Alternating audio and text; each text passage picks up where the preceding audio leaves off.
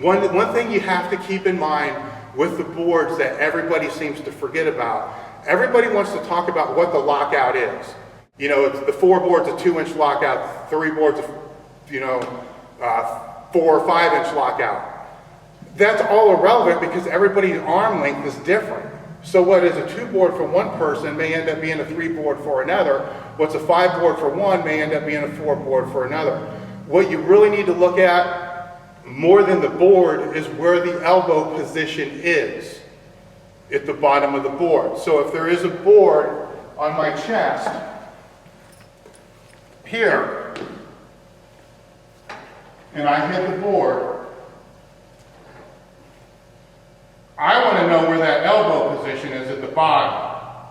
I'm not really that concerned with how much of a lockout that I have. So my elbow position there compared to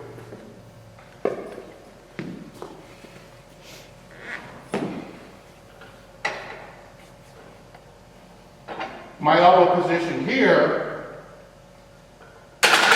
is vastly different. That's what, if I'm looking at helping somebody develop their bench press and helping somebody develop their lockout, I don't want to look at the distance between the board and where the bar is going to travel. I want to look at the distance between the elbow and the floor. That way I know exactly what we're looking at, because you can't just say, you can't just say to somebody, oh, you got a weak lockout, you need to do a 3 board. They could have long board or long arms. So that's essentially to them saying a 2 board or a 1 board is going to help your lockout, where that's not true. So you need to look at the distance the elbow is from the floor. And you can still look at the lockouts because it's been around for a long time as far as the distance. And for a lot of you guys, you already know from experience which ones you need to look at. The focus, if we were to look at the boards on what muscle group is being focused with each board, you have to keep in mind the bench press is still a total body exercise. So there's still going to be legs involved, shoulders, triceps, and so forth.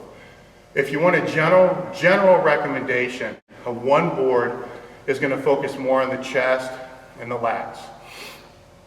The 2 board is going to start to come into the triceps.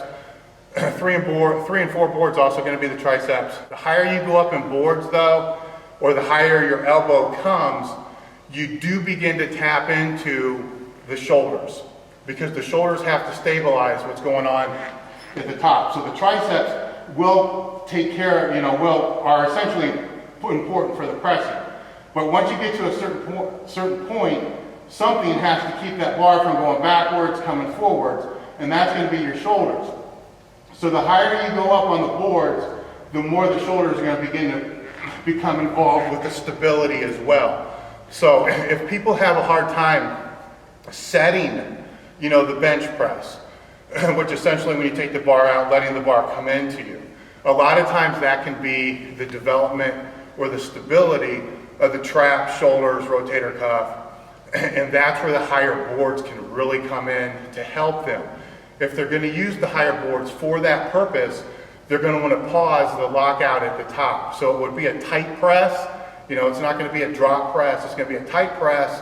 Press up, hold, 1, 2, down. Tight press, push, 1, 2, down. So it's going to focus more on the stability of the top part of the bench press.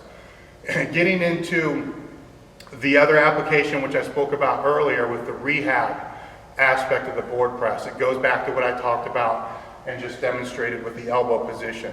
The lower the elbows go in a bench press, the more the shoulders are going to rotate.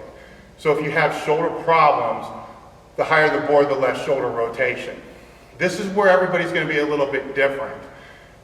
For myself, at this point in my training career, I really don't care how much I bench press. What I really care about is not screwing my shoulders up anymore.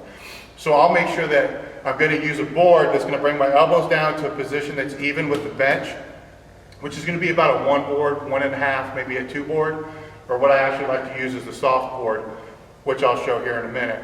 Because I don't really care, I don't want that shoulder rotation at the bottom of the bench press. To me, it's worthless, it's not going to do anything. I'm never going to be in a competition where I need to touch my chest in the first place. So the risk outweighs the benefit of that. So And also in my history with pec tears and pec problems that I've had, I always rehab by using boards in my training. So I would use the boards for my dynamic work, I would use the boards for my max effort work to keep the strength up, or the strength as maximal as I possibly could.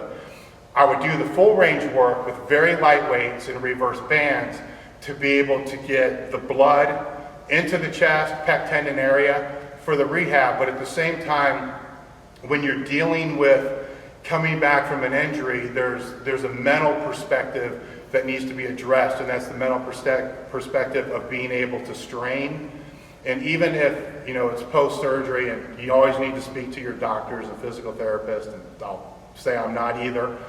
I just knew from early on that mentally, the sooner I could strain, the better, because I had to know that whatever the injury was that was repaired was going to be able to take that straining.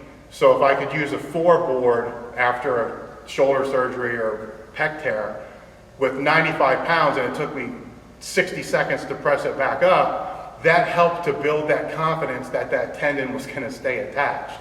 And the weight's not so heavy that it's going to actually cause any type of injury.